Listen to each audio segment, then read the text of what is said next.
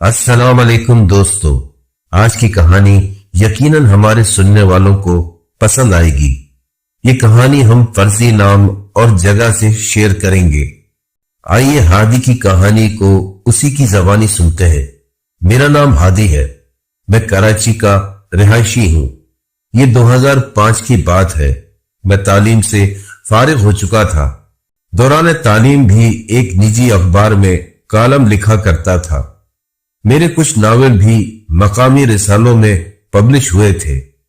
لکھنے کا مجھے ہمیشہ سے کریز رہا۔ میں ایک حساس فطرت کا مالک ہوں۔ ایک بات اور بھی تھی، بچپن سے ہی میری زندگی میں خوابوں کا بڑا عمل دخل رہا۔ کچھ خواب مجھے یاد رہ جاتے اور کچھ میں بھول جاتا۔ جو بھول جاتا وہ جب میرے ساتھ حقیقت میں ہوتا تو مجھے یاد آ جاتا۔ یہ تو میں خواب میں بھی دیکھ چکا ہوں۔ ایک خواب جو میرا اب تک سچ نہ ہوا، لیکن مجھے تقریباً ہر مہینے دکھائی دیتا۔ اس خواب میں دیکھتا ہوں کہ کمرہ امتحان میں پرچہ دے رہا ہوں اور وقت ختم ہو گیا، یا میں نے پرچہ دے دیا لیکن کسی نے میرا پرچہ غائب کر دیا۔ یہ خواب دیکھنے کے بعد میری طبیعت تھوڑی بوجھل ہو جاتی۔ اب تک میں ہر امتحان میں اچھے نمبروں سے پاس ہوتا آیا تھا۔ میں یہی سوچتا، کون سا زندگی کا امتحان ہے جو مجھے دینا ہے۔ خیر، وقت گزرتا رہا۔ میرے نام کو لوگ کسی حد تک جاننے لگ گئے تھے۔ انہی دنوں میری ملاقات میرے اسکول کے دوست متین سے ہوئی۔ مجھے اس سے مل کر خوشگوار حیرت ہوئی۔ وہ ایک معروف چینل میں بحیثیت پروڈیوسر کام کر رہا تھا۔ وہ بھی مجھ سے بہت گرمجوشی سے ملا۔ اس ملاقات کے اختتام پر اس نے جو مجھ سے کہا، میں سوچ میں پڑ گیا۔ وہ مجھ سے ایک ڈرامہ لکھوانا چاہ رہا تھا۔ اس وقت تو میں نے اس کو ٹال دیا۔ اگلے دن اس نے مجھے فون کر کے پھر اپنی بات پر اصرار کیا۔ وہ تو واقعی سیریس تھا۔ میں نے ایسا کبھی نہیں سوچا تھا۔ اور پھر اگلے کچھ دنوں میں اس نے مجھے راضی کر ہی لیا۔ میں نے بھی یہی سوچ کر حامی بھر لی کہ ایک تجربہ ہی صحیح۔ میرا یہ فیصلہ میرے حق میں اچھا ثابت ہوا۔ میرا پہلا ڈرامہ اچھا رہا لیکن مشہور نہ ہوا۔ متین کا کہنا تھا مجھے اور لکھنا چاہیے۔ اس کے پاس 2-3 آئیڈیاز تھے، لیکن میں ایک وقت میں ایک ہی کام کرنا چاہتا تھا تاکہ اور بہتر کر سکوں۔ میں نے یہی کیا۔ میں جو کام لیتا اس پر ریسرچ کرتا۔ میری زندگی یکسر بدل گئی۔ 2 سال کے عرصے میں نے کم ڈرامے لکھے لیکن بہتر کام کیا۔ مجھے ایک دوسرے پروڈیوسر کی طرف سے ایک سیریل لکھنے کی آفر آئی۔ یہ آفر تھی بھی بہت اچھی، تو میں نے ایکسپٹ کر لی۔ مجھے اس میں تھوڑا ہٹ کے کام کرنے کا موقع مل رہا تھا۔ یہ ایک ہارر سیریل تھی۔ مجھے ایک ایسے لڑکے کا کردار لکھنا تھا جس پر ایک عاشق کا سایہ ہو جاتا ہے۔ وہ پوزیس ہو کر لوگوں کے لیے خطرہ بن گیا تھا اور اسی کے گرد اس کی کہانی گھوم رہی تھی۔ یہ ایک چیلنجنگ رول تھا۔ مجھے اس کو کیسے لکھنا تھا، یہ میرے لیے بھی مشکل کام تھا، لیکن خوش قسمتی سے ابھی میرے پاس وقت تھا۔ 1 سے 1.5 مہینے کے اس عرصے میں میرے پاس کوئی اور پروجیکٹ نہیں تھا۔ میں ان دنوں میں اس پر سکون سے ریسرچ کر سکتا تھا اور میں نے ریسرچ کرنا شروع بھی کر دی۔ میری اس ریسرچ میں میرا واسطہ کئی لوگوں سے پڑا۔ پہلا بندہ جس کی طرف میرا دھیان گیا، اس سے میری ملاقات یوں ہوئی تھی کہ جب اپنے کیریئر کی شروعات میں جس چینل کے لیے کام کرتا تھا تو ہمیں چینل کی گاڑی پک اینڈ ڈراپ دیتی تھی۔ اب تو الحمدللہ میں اپنی ذاتی گاڑی میں جایا کرتا تھا۔ اس وقت چینل کے کئی ڈرائیور ملازم تھے۔ مختلف اوقات میں مختلف ڈرائیورز آیا کرتے جن سے سلام دعا بھی ہوتی تھی۔ ایک ڈرائیور غفور جب ہمیں پہلی بار پک کرنے آیا تو مجھے پہلی نظر میں ہی بڑا خلوص لگا۔ میں نے اس کو یہاں پہلی بار دیکھا تھا۔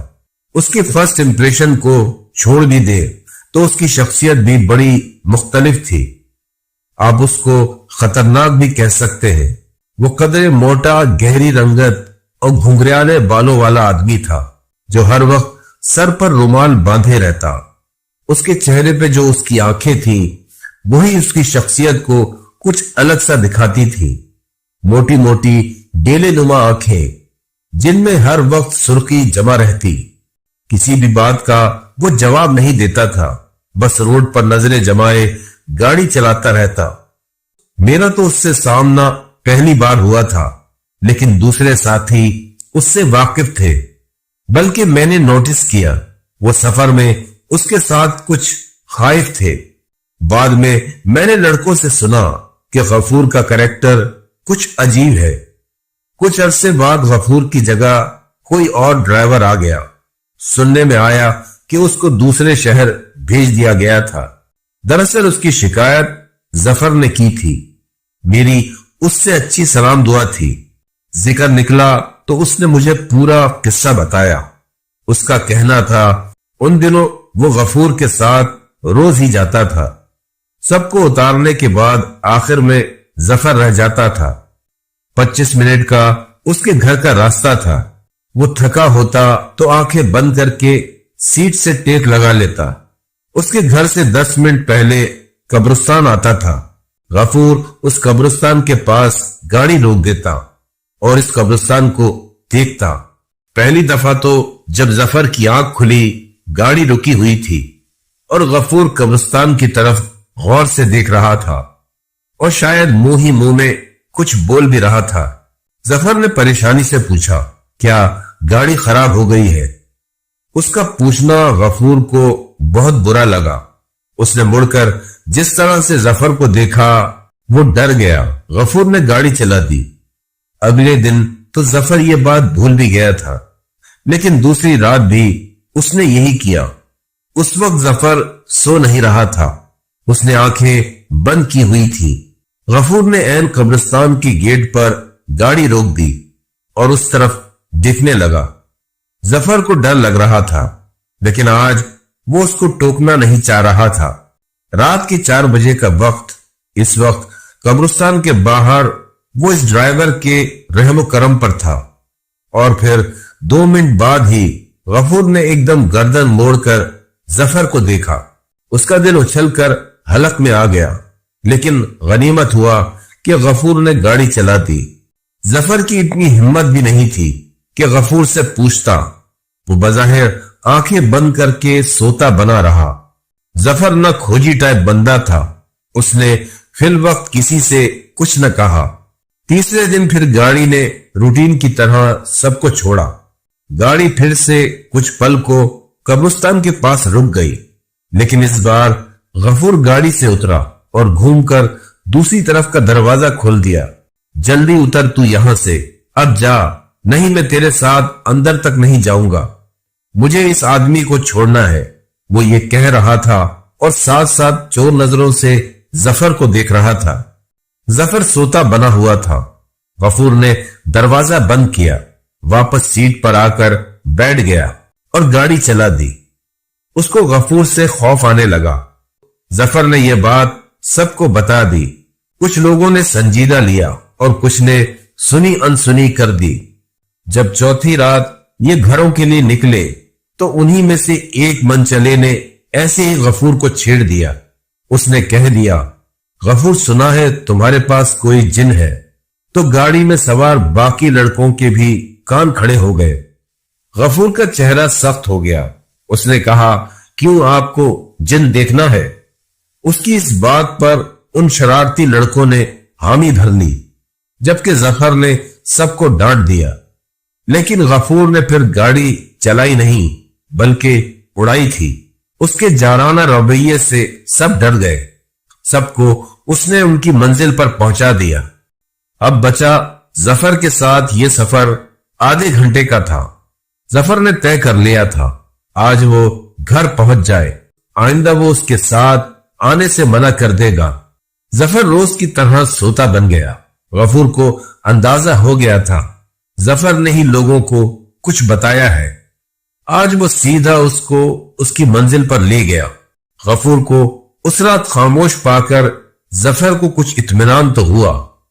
وہ बखैरियत घर पहुंच गया, लेकिन जब वो अपने घर उतरा तो उसने देखा गफूर उसको गजबनाक नजरों से घूर रहा है। अगले दिन उसने चैनल इंतजामिया से कह दिया कि वो आइंदा गफूर के साथ नहीं जाना चाहता। इंतजामिया ने कोई खास वजह नहीं पूछी और उसकी बात मान ली गई और गफूर को कहीं और भेज दिया गया था। उस वक्त ये बातें जफर ने बताई थी। इससे ज्यादा मैं जान नहीं पाया क्योंकि उस प्रोजेक्ट पर मेरा काम खत्म हो गया था और मैं फिर कहीं और मसरूफ हो गया। एक अरसा हुआ जफर से मुलाकात भी नहीं हुई। मुझे जफर की ये बातें अजीब लगी थी और पुरस्कार भी। ये मेरे दिमाग में भी थी। जब मैंने इस प्रोजेक्ट पर काम शुरू किया तो गफूर एकदम मेरे जहन में आ गया। मेरे सीरियल का एक कैरेक्टर मैंने गफूर को बना लिया। वही हुलिया, वही अंदाज, उसका लिख डाला। लेकिन मुझे अभी कुछ और भी जानना था। मैंने फैसला किया कि मैं खुद उससे मिलूंगा। पहले तो मैंने जफर से राब्ता किया तो गफूर का नाम सुनते ही वो सकते में आ गया। उसने यही कहा, सराब को उससे क्या काम है। जब मैंने उसे तफसील बताई तो उसके जवाब ने मुझे भी हिला दिया। उसका कहना था उसकी शिकायत पर गफूर को खामोशी से दूसरी जगह भेज दिया गया और फिर जफर के साथ अजीबो गरीब चीजों का आगाज हुआ। एक रात अपने घर की छत पर टहलते हुए उसने यूं ही बाहर देखा तो ऐन सामने गफूर खड़ा दिखा जो उसी गजबनाक नजरों से जफर के घर को देख रहा था। वो डर गया। ये तो बस शुरुआत थी। वो अक्सर उसको घर के बाहर दिखने लगा। वो उसको देखकर डर जाता और गफूर जैसे बस अपनी झलक दिखाकर गायब हो जाता। उसने अपने जराए से तस्दीक की कि गफूर कहां है, लेकिन वो तो इस शहर में था ही नहीं बल्कि दूसरे शहर में अपनी नौकरी कर रहा था। फिर वो कौन था जो जफर को दिखता था? उसने किसी मौलवी को दिखाया। उन्होंने कुछ हिफाजती नक्श दिए जो घर के दरवाजों पर लगा दिए गए और जफर ने पहन लिए और फिर वो उसको दिखना बंद हो गया। लेकिन हफ्ते बाद एक रात को घर लौटते जफर को वो कब्रिस्तान वाली रोड पर दिखा। वो उसी तरह जफर को घूर रहा था। उसने फिर मालूम किया कि गफूर कहां है। उसके दोस्त ने बताया उसका तो हफ्ता पहले इंतकाल हो गया। इस बात ने तो उसके और होश उड़ा दिए। ये तो था कि जो उसको दिखता था वो गफूर नहीं था, लेकिन क्या था ये नहीं पता। फिर उसने किसी बुजुर्ग से राब्ता किया, इलाज करवाया। उन बुजुर्ग ने जफर को कहा, तुम 7 जुमेरात तक घर से नहीं निकलोगे। उसको जान अजीज थी। नौकरी छोड़कर वो घर बैठ गया और फिर ये शुक्र हुआ कि वो उसको दिखाई देना बंद हो गया। जफर अच्छा लड़का था। इतना सब उसके साथ हो गया था, फिर भी उसने कहा वो मुझे एक ऐसे लड़के से मिलवा सकता है जो पजेस हो जाता है। मैंने हामी भर ली। वो लड़का इसी शहर में किसी प्लाट पर चौकीदारी का काम कर रहा था। हमने प्रोग्राम बना लिया। बादल चैनल के किसी ड्राइवर का भतीजा था। वो नौशेरो फिरोज की गलियों में खेल कूद कर बड़ा हुआ। कुछ साल पहले एक दिन भरी दोपहर में सब लड़के क्रिकेट खेल रहे थे कि बादल के शॉट पर उसकी बाल कब्रिस्तान की दीवार की उस पार चली गई। असूल ये था, जो बाल फेंकता था लानी भी उसी को ही पड़ती थी। बादल बॉल लेने दीवार फैलान कर गया, लेकिन फिर काफी देर नहीं लौटा। जब वो ना आया तो लड़के उसको देखने गए, लेकिन वो वहां नहीं था। यही ख्याल किया शायद कि खेल खत्म करके वो दूसरी दीवार फैलांग कर घर चला गया। सब उसको उसके घर पूछने गए। उसकी मां ने बोला, बादल की तबीयत ठीक नहीं, वो सो रहा है। ये सुनकर सब लड़के उसको बुरा भला बोलते घर लौट गए। रात गए, बादल के घर से शोर उठा। पता चला बादल पर कोई जिन आ गया है। उस लड़के ने बड़े बड़े लोगों को पछाड़ दिया। वो काबू से बाहर था। बड़े बड़े आमिल बुलवाए गए। وہ ہندی میں بات کر رہا تھا. کئی کئی کلو گوشت کھا جاتا، حتیٰ کہ جب اس کو دورہ پڑتا وہ مٹھائی کی طرح کچا گوشت بھی کھا جاتا. پھر اس کے والدین اسے کسی مزار وغیرہ پہ لے گئے. کچھ عرصہ ٹھیک ہوتا، پھر وہی حال ہوتا. اسی میں 2 سال گزر گئے. اس کی چال ڈھال ہی بدل گئی تھی. اب وہ والے دورے اس کو کم پڑتے. کبھی بالکل نارمل رہتا ہے، کوئی پسند آ جائے تو اس سے اچھے سے بات بھی کرتا ہے، لیکن اگر کسی سے چڑ جائے تو اس کے سارے راز کھول دیتا ہے تو وہ شکل دیکھتا رہ جاتا ہے. ابھی 3 ماہ پہلے ہی وہ اپنے چچا کے ساتھ یہاں کراچی آیا ہے اور کام پر لگا ہے. یہاں ایک پوش علاقے میں کسی خالی پلاٹ پر اس کو جھگی ڈال کر دی گئی تھی. مالک کے مکان خود ملک سے باہر تھا. ظفر کا کہنا تھا ہمیں اس سے تھوڑا محتاط رہ کر بات کرنی ہے. میرا ارادہ تھا میں بادل سے جو بھی بات کروں اس کو ریکارڈ کر لوں. ظفر نے ان چاچا بھتیجے کو اتوار والے دن گھر بلا لیا. اتوار کا دن آیا. جب صبح میری آنکھ کھلی تو طبیعت پھر بوجھل تھی. آج پھر میں نے وہی خواب دیکھا. میں امتحان حال میں ہوں، پرچے دے رہا ہوں، لیکن دے نہیں پایا. کس وجہ سے یہ نہیں پتا. ویسے ہی میری آنکھ دیر سے کھلی تھی. تھوڑی دیر میں ہی ان لوگوں نے آ جانا تھا. میں نے ملازم سے ناشتہ لانے کا کہہ دیا اور تیاریوں میں لگ گیا. میں نے اپنے کمرے میں ریکارڈنگ کا انتظام کر لیا تھا. کونے میں چھوٹا سا مائک چھپا دیا اور موبائل کیمرہ اس زاویے پہ رکھ دیا کہ سب کچھ صاف نظر آ جائے. مجھے بے چینی ہو رہی تھی، نہ صرف اس لیے کہ بادل سے پہلی بار ملاقات ہونی تھی، بلکہ اس لیے بھی کہ اگر وہ پوزیس ہو جاتا ہے تو بات کرتے وقت کوئی بھی غیر متوقع صورتحال پیدا ہو سکتی ہے. دوپہر کے قریب ظفر، بادل اور اس کے چچا حنیف کو لے کر پہنچا. بادل کی عمر لگ بھگ 25 سال ہوگی. درمیانہ قد، سانولی رنگت اور آنکھوں میں گہرائی سی تھی. اس کے چچا سیدھے سادے آدمی لگتے تھے. میں نے ان دونوں کو خوش دلی سے خوش آمدید کہا اور بیٹھک میں لے آیا. بادل نے کمرے میں داخل ہوتے ہی ارد گرد کے ماحول کا جائزہ لیا، جیسے کچھ تلاش کر رہا ہو. اس کی نظریں ایک لمحے کے لیے اس جگہ گئیں جہاں میں نے کیمرہ چھپایا ہوا تھا. پھر وہ مسکرا دیا. مجھے شک گزرا شاید وہ کچھ جان گیا ہے، لیکن میں نے خود پر قابو رکھا. ادھر ادھر کی باتیں شروع کی. میں چاہ رہا تھا میں اس سے وہ سب کچھ پوچھوں جو اس کے ساتھ ہوا. مجھے بادل سے سننا تھا، لیکن میرے 1-2 بار باتیں گھما کر اس موضوع پر آنے پر اس نے جس طرح مجھے دیکھا میں کچھ سٹپٹا گیا. پھر ظفر نے ہی بات شروع کی. اس نے چاچا سے کہا سر جی جاننا چاہتے ہیں بادل کے ساتھ جو یہ سب کچھ ہوا یہ کیسے ہوا. تو حنیف نے بتایا کہ سر جی یہ دیوار پھیلان کر بال لینے گیا تھا، پھر بس اس کے ساتھ نہ جانے کیا ہوا. ہم نے کوئی مزار نہیں چھوڑی.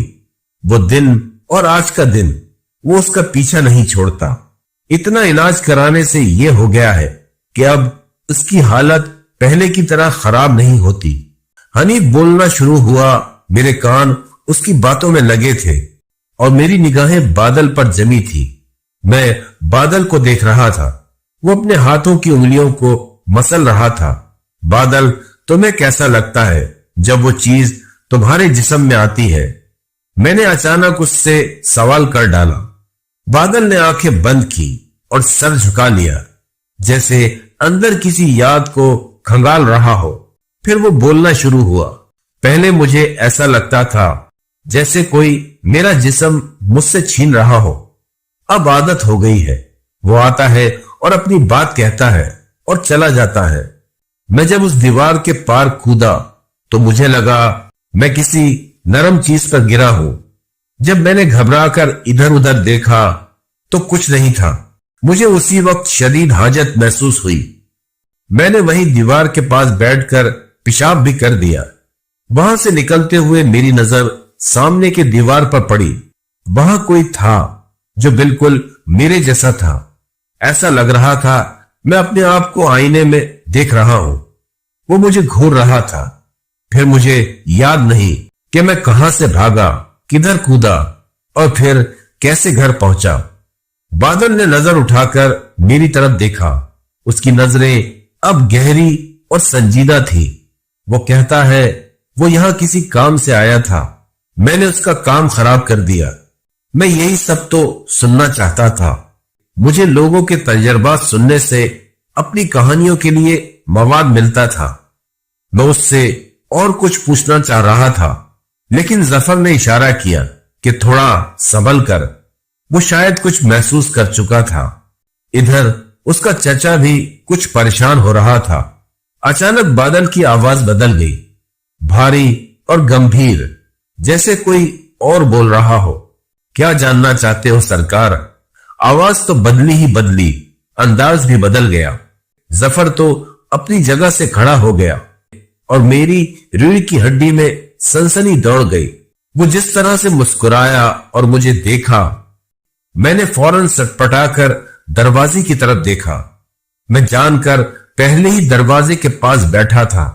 اگر کچھ ہوتا تو بھاگنا آسان ہوتا، یعنی کہ میرا پلان بھی تیار تھا۔ اس کا چاچا ہماری طرح نہیں ڈرا۔ ظاہر سی بات ہے وہ بادل کی اس طرح کی حالت کو دیکھتا آ رہا تھا۔ میں نے تھوڑا فاصلہ بنا لیا، دل میں تجسس بھی تھا۔ میری اس حرکت کو اس نے بغور دیکھا اور پھر ایک کہکا لگایا۔ میرے تجسس، میرے خوف اور مجھے تو لگ رہا تھا میرا پلان بھی وہ سمجھ گیا تھا، اور اس کے کہکے سے میں سمجھ گیا تھا یہ اب بادل نہیں تھا۔ اس نے جو بات بولی وہ سن کر تو میں اپنی جگہ سے کھڑا ہو گیا۔ سرکار، تم اپنی پریکشا تو دے نہیں پاتے، ہمارے کام میں کیوں ہاتھ ڈالتے ہو؟ اس کے اس جملے نے مجھے حیران، پریشان اور نہ جانے کیا کیا کر دیا۔ جو میرے ساتھ ہوتا ہے وہ یہ کیسے جان گیا تھا؟ میں نے اس کی آنکھوں میں دیکھا۔ اس وقت اس کی آنکھیں جو بول رہی تھی اس میں بہت کچھ تھا۔ بادل کے چچا گھبرا کر اٹھے۔ اب بس کرے صاحب، اس کی یہ حالت زیادہ دیر ٹھیک نہیں رہتی، کبھی کبھار یہ ہمیں بھی نہیں پہچانتا۔ بادل نے ایک دم زور سے چیخ ماری اور فرش پر گر گیا، جیسے کسی نے اس کے جسم سے نکلنے کی کوشش کی ہو۔ اس کے ہاتھوں پیروں میں جھٹکے آنے لگے۔ چند لمحے بعد بادل کو ہوش آ گیا، لیکن وہ بالکل مختلف انسان لگ رہا تھا، خاموش، جیسے تھک گیا ہو۔ میری اس سے کچھ پوچھنے کی ہمت نہیں ہوئی۔ وہ لوگ تو چلے گئے۔ اس دن کے بعد میں کئی دنوں تک کچھ لکھ نہ سکا۔ بادل کی آنکھوں میں جو کچھ تھا وہ میری تحریر سے بہت آگے کی چیز تھی۔ میں نے سوچا شاید یہ پروجیکٹ مجھے مکمل نہیں کرنا چاہیے، لیکن پھر میں نے اپنے اندر ہمت کو جمع کیا۔ میں نے بادل کے کردار کو نئی گہرائی دی۔ اس میں صرف آصف نہیں، اس کے اندر کا خوف، بے بسی اور انسانیت بھی شامل کی۔ میں نے بڑی کوشش کی میں بادل اور غفور، ان دونوں کرداروں کو مختلف طرح سے لکھوں، اور میں نے لکھا بھی، لیکن کسی نہ کسی وجہ سے اس پر ڈرامہ نہ بن سکا۔ بادل سے ملاقات کے 10 دن بعد اس کے چاچا نے مجھے فون کیا۔ ان کی آواز گھبرائی ہوئی تھی۔ صاحب، وہ چیز واپس آ گئی ہے، اور اس بار بادل صرف اس کے قابو میں نہیں، کچھ اور بھی ہے۔ میں اس کو گاؤں لے جا رہا ہوں، آپ کو ملنا ہے تو مل لیں، لیکن اب کی بار میں نے اس سے ملنے کی ہمت نہیں کی۔ اس کے بعد چچا اس کو گاؤں لے گیا۔ میں آج بھی وہ خواب دیکھتا ہوں۔ مجھے لگتا ہے زندگی میں مجھے کہیں نہ کہیں اس کی تعبیر ملے گی۔ میں نے ایک بار بادل کو خواب میں دیکھا۔ وہ بہت خوش اور مطمئن تھا۔ مجھے اس خواب کو دیکھ کر ایسا لگا بادل کی مشکل آسان ہو گئی۔ وہ اس دنیا سے چلا گیا۔ اس کے کچھ ماہ بعد ہی ظفر سے ملاقات ہوئی۔ اس نے بتایا کچھ ماہ پہلے ہی بادل کا انتقال ہو گیا تھا۔ یہ خواب تو سچ ہوا، لیکن ابھی میرا امتحان باقی ہے۔ دوستو، کہانی کیسی لگی کمنٹ سیکشن میں ضرور بتائیے گا۔